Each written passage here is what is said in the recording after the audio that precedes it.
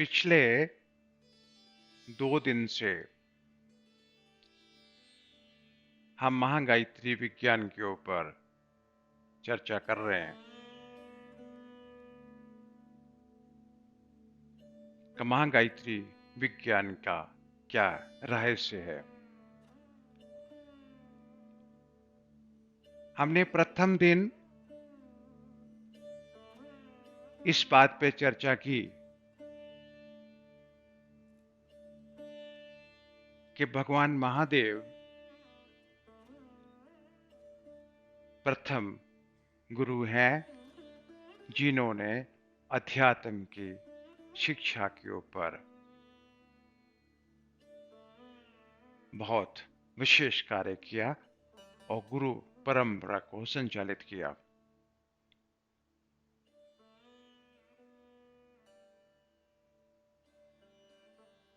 भगवती पार्वती देवी भगवान शिव से प्रश्न करती हैं कि आप नित्य प्रति किस देवी की साधना करते हैं, और भगवान शिव उनको कहते हैं कि पृथ्वी लोक की जो महाशक्ति है, जो देव माता है, भगवती गायत्री है, मैं उन्हीं की उपासना करता हूं। और ये रहस्य उन्होंने जो हम सब लोगों को बताया, ये अध्यात्म शास्त्र का सबसे बड़ा सिलेबस बना। हम प्रथम दिन वो सारे उपदेश को हमने चर्चित किया और दूसरे दिन हम अन्नमय कोश के ऊपर बात की। फिर भी हम पिछली कड़ियों को जोड़ना चाहते हैं, तभी आगे का अध्याय का प्रारंभ हो सकता है।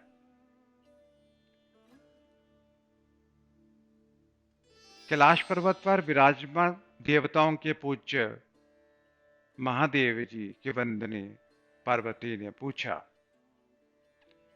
हे संसार के स्वामी योगेश्वर महादेव, आप किस योग की उपासना करते हैं जिससे आप परम सिद्धि को प्राप्त हुए?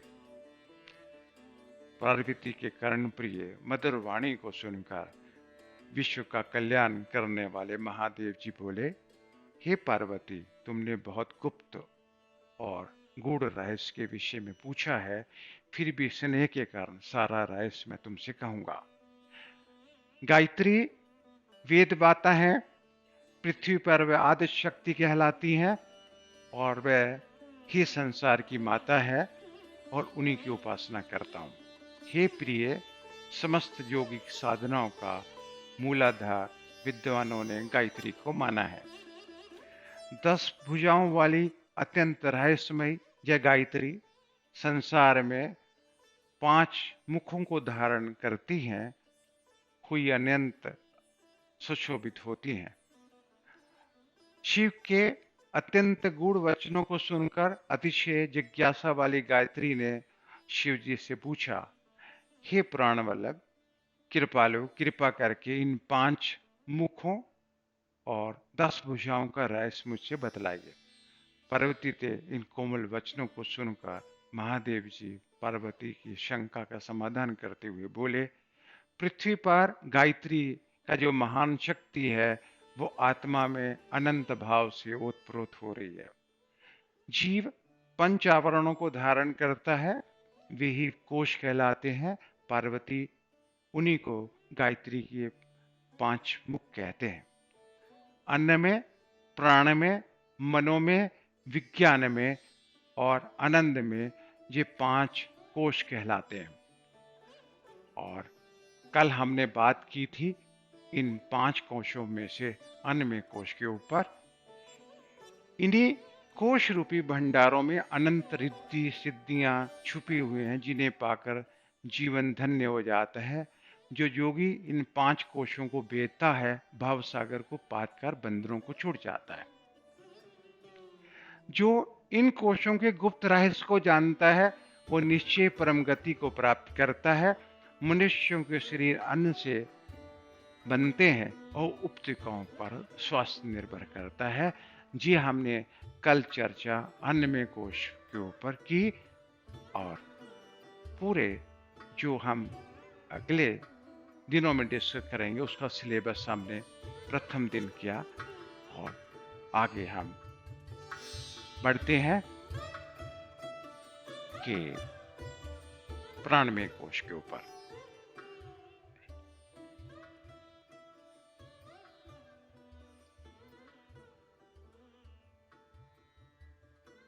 मैंने आपको पहले भी बताया, जितने भी हम मानव पूरे संसार में हैं, पूरे ब्रह्मांड में जितने भी देवता लोग हैं, जितनी भी देव शक्तियां हैं, उनको हम जो देख पा रहे हैं, अभी तो हम एक दूसरे को देख पा रहे हैं, जिनके 5 आवरणों के साथ, 5 कोश के साथ हमारी आत्मा को घेर रखा है और हम एक दूसरे को देख सकते हैं। हम प्रकट ब्रह्म हैं। अब देवता लोगों के पृथ्वी और जल तत्व प्रधान नहीं है, वो अग्नि, वायु और आकाश तत्व प्रधान है। उनको 3 कोश के साथ भगवती ने उनको शरीर निर्मित किया है, जिनको हम देख नहीं सकते हैं, लेकिन हम एक दूसरे को जब हम देख सकते हैं तो पूरा संसार जो देखने में आता है, भगवती गायत्री विज्ञान के कारण ही हम देख पाते हैं। कोई ऐसा मानव नहीं है जो इस बात को ना जानता हो, अगर प्राण है तो मैं जीवित हूं, अगर प्राण नहीं है तो मैं मृत्यु हूं। हमारे शरीर का जो संचालन है वो प्राण में कोश के द्वारा ही होता है। तो प्राण में कोश के कारण ही जितने भी कार्य संपन्न होते हैं, जितने भी शरीर के आंतरिक कार्य होते हैं, जितने भी शरीर के बाह्य कार्य करने की हमें क्षमता प्राप्त होती है, इस प्राण में कोश के कारण ही संभव हो पाती है। अगर प्राण निकल जाते हैं, हम बोलते हैं मृत्यु हो गई। और अगर हम हॉस्पिटल में जाते हैं, सबसे पहले डॉक्टर ऑक्सीजन की सिलेंडर लेकर ही तैयार होते हैं कि प्राण ना निकल जाए, प्राण कम ना हो जाए। आर्टिफिशियल प्राण देने के लिए उनको ऑक्सीजन के सिलेंडर के कनेक्शन के साथ उसको ऑक्सीजन देने की कोशिश की जाती है कि उसको जीवित रखा जा सके।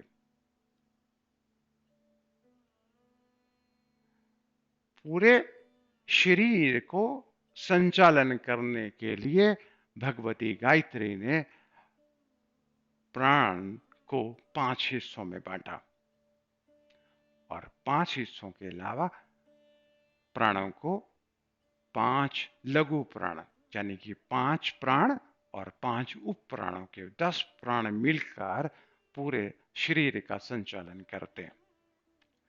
और जब तक हम इन प्राणों को और उप प्राणों को पूरी तरह से समझ नहीं पाते हैं, तब तक हम इस प्राण विद्या को पूरी तरह से हम जान नहीं सकते।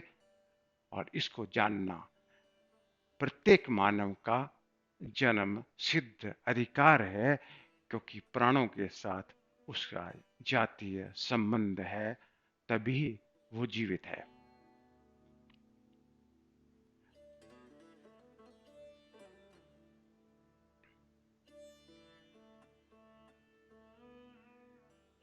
इस पूरी कथा में और पिछले हम लगभग 30 दिन से रामचंद्र जी और गुरु वशिष्ठ जी के बारे के ऊपर हम चर्चा करते आ रहे हैं। ज्ञान देने के मार्ग जो है, जो ज्ञान मार्ग है, वो सर्वश्रेष्ठ मार्ग है। उस मार्ग के ऊपर चलते हुए वशिष्ठ जी रामचंद्र जी को उपदेश दे रहे थे। लेकिन उन्होंने प्राण विद्या के बारे में बताया, साथ में ये कहा कि मेरा प्रिय तो ज्ञान योग ही है, लेकिन प्राण में विद्या के बारे में भी मैं आपको बताना चाहता हूं।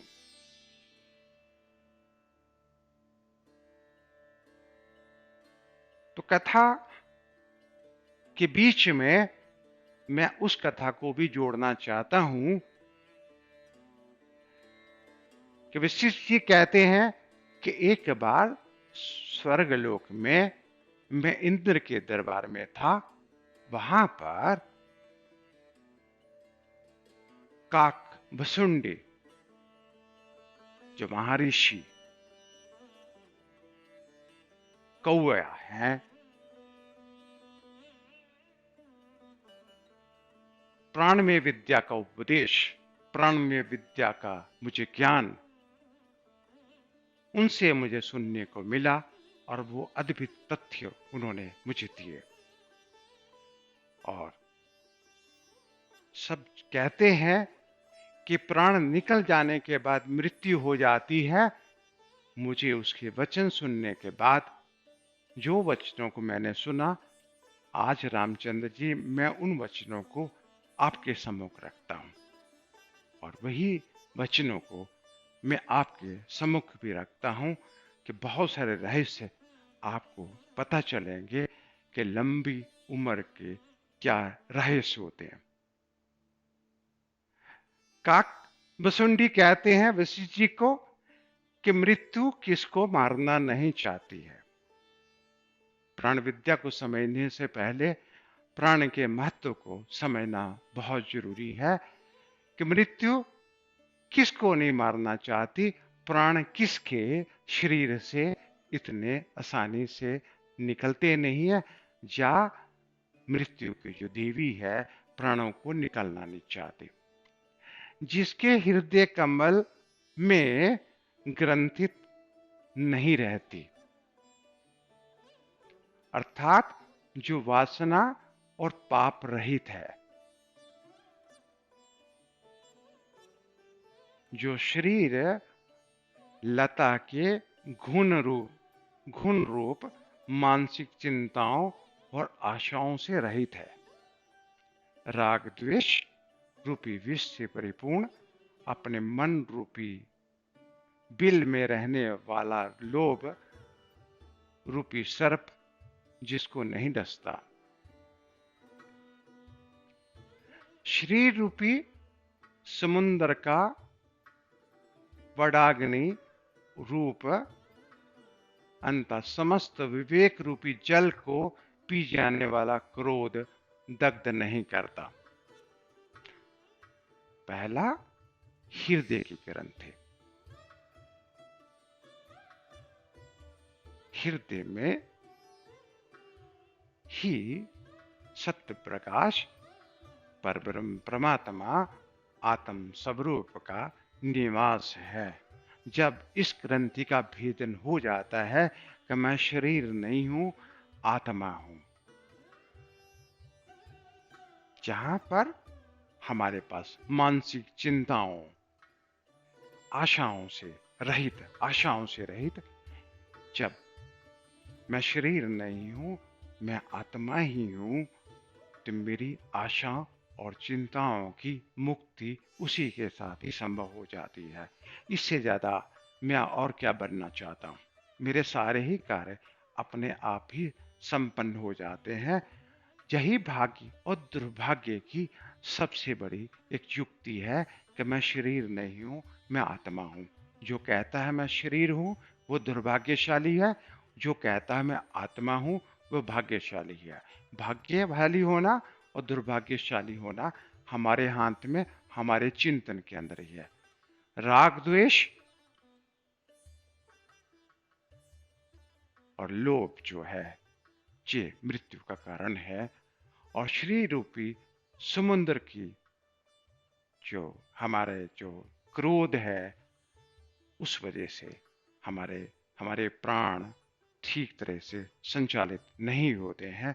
प्राणायाम के साथ साथ ये का चार जो आपको के साथ में आगे जो बढ़ते हैं कि कठिन कोलों की तरह उग्रता पूर्वक कामदेव जिसे पीड़ा नहीं पहुंचाता, जिसका चित्त निर्मल परम पवित्र सचिदानंद ब्रह्मपद में स्थित है, श्री रूपी पुष्पद वन में प्रवेश कर उछल कूद मचाने वाला, जिसका बलवान मन वानर की तरह चंचल नहीं है। वशिष्ठ जी कहते हैं, रामचंद्र जी जिनका अंतःकरण शुद्ध है, उनके प्राण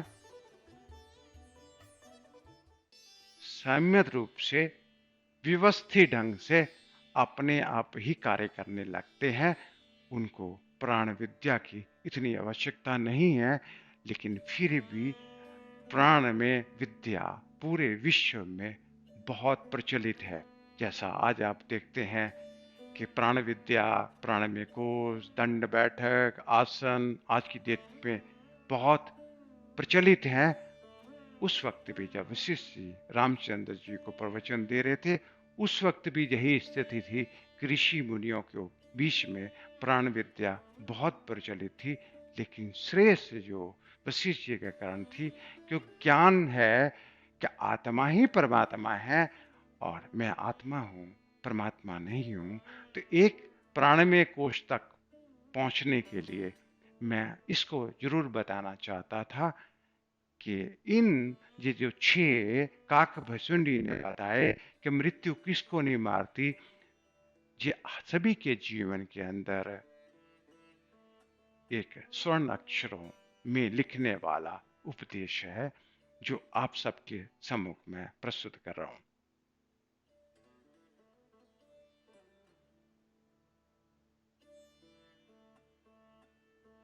5 प्राण होते हैं,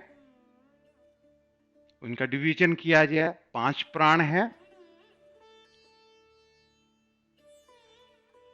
प्राण का स्थान जो है हृदय है, लेकिन अगर हम नीचे से शुरू करते हैं, मूलाधार से लेकर सहस्त्र तक जाते हैं, तो अपान जो जिसका स्थान मूलाधार चक्र के आसपास है, और मूलाधार चक्र हो गया जहां से रीढ़ की हड्डी शुरू होती है, जहां पर गुदा के पास। और समान जो है स्वादिष्टान चक्र, और प्राण आपका मूलाधार चक्र में और स्वादिष्टान में जो है अपान और कूर्म है। मणिपुर चक्र में समान और कर्कल है। अनाहत चक्र में प्राण है और विशुद्धानंद चक्र में उदान। आज्ञा चक्र और सहस्त्र में व्यान प्राण है। यानी कि 5 प्राण के डिवीजन है: व्यान, उदान, प्राण, समान और अपान। और उनके जो उपप्राण है, अपान का जो उपप्राण है कूर्म है, और समान का जो है कर्कल है, और प्राण का जो है नाग है, और उदान का देवदत्त है, और व्यान का धनंजय है।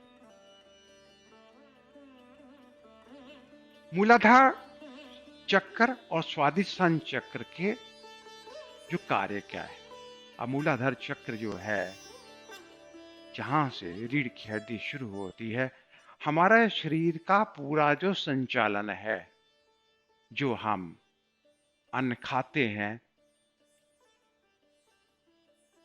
उस अन्न का वेस्टेज जो होता है, हमारा जो अपान है, जो कूर्म है, हमारा जितना भी विसर्जन होता है, चाहे आप पेशाब के रूप में जाते हैं, चाहे आप टॉयलेट में जाते हैं, तो ये हमारा जो अंदर के जो शरीर की जो क्रिया है, अपान और कूर्म, उसको संपन्न करता है।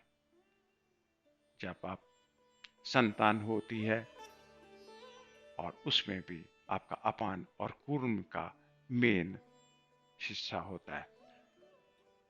जो भी हम अन्न खाते हैं उसको हजम करना है, उसको पूरी तरह से संचालित करना है, और समान होकर कर्कल उसको करता है। अनाहत चक्र में जो प्राण और नाक करते हैं, तो बहुत सारे जितने भी शरीर की जो क्रियाएं हैं उसके ऊपर बोलने के लिए बहुत लंबा एक वक्त लगता है कि शरीर का A to Z तक जितनी भी क्रियाएं होती हैं प्राण और अपान के द्वारा ही संपन्न होती हैं। अब जो सबसे ज्यादा विशेष जो आज की डेट में कि हम प्राण में कोश को कैसे शुद्ध करें और प्राण में कोश की विधि विधान क्या है। प्राणायाम सभी लोग जानते हैं कि प्राणायाम एक जैसे हम सांस लेते हैं और उस सांस को रोकते हैं और सांस को हम निकालते हैं। सांस को लेना, सांस को रोकना और सांस को निकालना।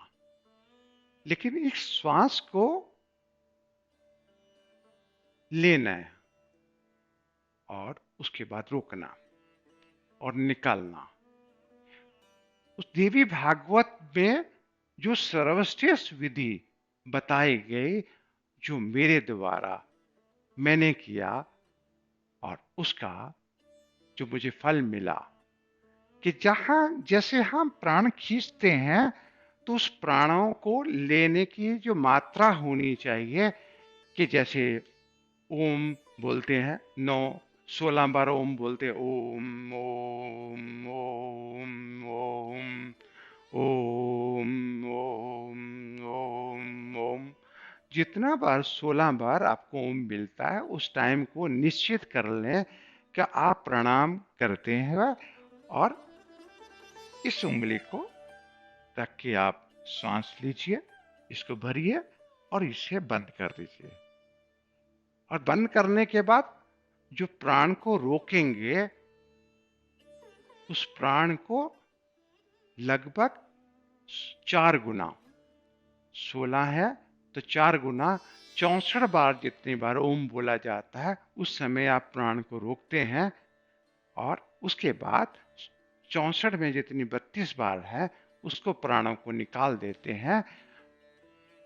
तो इस क्रिया को अगर आप करते करते धीरे धीरे 1 से 2, 2 से 3, 3 से 4 बार करते हैं तो देखते क्या है कि प्राण आपके जो ब्रह्मरंध्र को टच करने के बाद जहां से जब नीचे आते हैं तो देखते क्या है कि प्रणाम करते हुए जो जितने भी योगिक चक्र है कि प्रणाम करने का एक ही मकसद होता है कि हमारे सारे के सारे चक्र जागरण हो जाएं और मूलाधार से कुंडलिनी शक्ति जागृत होकर एड़ा मार्ग से मस्तिष्क में पूर्व मार्ग से सारा अन्न का रस लेके जाए, ऊपर भगवती जो गायत्री है, जो महाशक्ति है, उसको पान कराते हुए हम नीचे को जितने भी देवी देवता हैं उनको पवित्र करें। प्रणाम करने का एक ही मकसद होता है कि कुंडलिनी शक्ति को, गायत्री देवी को जागृत कर दिया जाए और सारे ही शरीर से निकल के हम ब्रह्मरंध्र से बाहर निकल जाए। उसी का एक सिद्धाश्रम के योगियों ने एक विधि निकाली, चैतन्य साधना। चैतन्य साधना के ऊपर हमने पिछले दिनों काफी चर्चा की। अब चेतन साधना का भी सीधा सीधा एक ही मकसद है कि हमारा प्राणमय कोश शुद्ध आ जाए। ओम ह्रीं मं प्राणदेहि रोम प्रतिरोम चैतन्य जागृय ह्रीं ओम नमः। जो प्राणमय कोश जानते हैं, एक नई विधि जो उनको कि प्राण में प्रणाम जो हम करते हैं उसका फल हमें मिलता होगा, लेकिन चेतन साधना में 100% श्योरिटी है कि जिस वजह से हम प्रणाम करते हैं उसका निस्संदेह आपको फल मिलता है। सारे यौगिक चक्र जागरण हो जाते हैं, पूर्ण शरीर चेतन हो जाता है, सारे ही जितने भी पांच प्राण पांच प्राण पूरी तरह से चैतन्य हो जाते हैं और चैतन्य साधना के साथ प्रणाम पूरी तरह से सिद्ध हो जाता है। ये एक ऐसा रहस्य हमें मुझे अपने जन्म इस 27-28 साल में जो मुझे मिला, ये मैं प्रयोग दूसरों के ऊपर भी कराने की चेष्टा की और जिन्होंने भी इस प्रयोग किया है कि चेतन साधना का सीधा सीधा भावार्थ है कि हमारा प्राण में कोश शुद्ध हो जाए।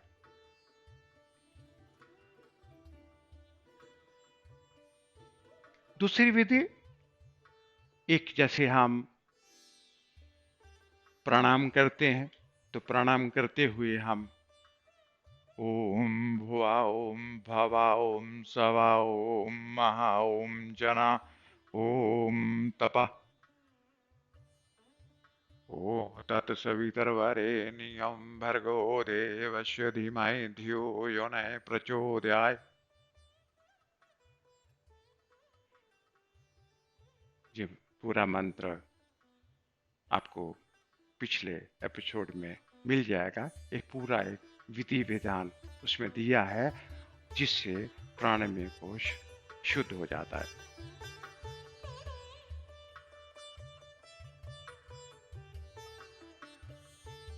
प्राण विद्या सर्वश्रेष्ठ है, लेकिन हमारा धीरे धीरे जो मार्ग आगे जो बढ़ता है अगले कोश के ऊपर हमारा बढ़ता है कि कल जो हम बात करेंगे मनोमय कोश, क्योंकि मैं सीधा सीधा एक बात आप सबको स्पष्ट कर देना चाहता हूं कि योग का सीधा सीधा तात्पर्य है जीव और आत्मा के मिलन को योग कहते हैं। आसन अष्टांग का एक हिस्सा है, प्राणायाम अष्टांग का हिस्सा है, लेकिन ये योग नहीं है। ये जो भ्रांतियां पूरे विश्व में फैली हुई हैं कि प्राणायाम योग है और जो हम आसन करते हैं वह योग है। 99% पूरे विश्व के अंदर इसी को ही योग समझते हैं। आगे आगे योग के रहस्य को हम बताना चाहेंगे। कल जो हम बात करेंगे गायत्री विज्ञान के प्राणायाम कोश के बाद मनोमय कोश के ऊपर, कि हम मनोमय कोश जो हमारा चेतना का केंद्र है, जो भगवती के सारे वर्णों के अंदर उसकी जो शक्तियां छुपी हुई हैं, उस अन्य मनोमय कोश के ऊपर हम कल चर्चा करेंगे। और कल कल मैं आप सबको निमंत्रण देता हूं, कल आप आइए और कल इसके ऊपर आप तब तक के लिए आप सबको आशीर्वाद।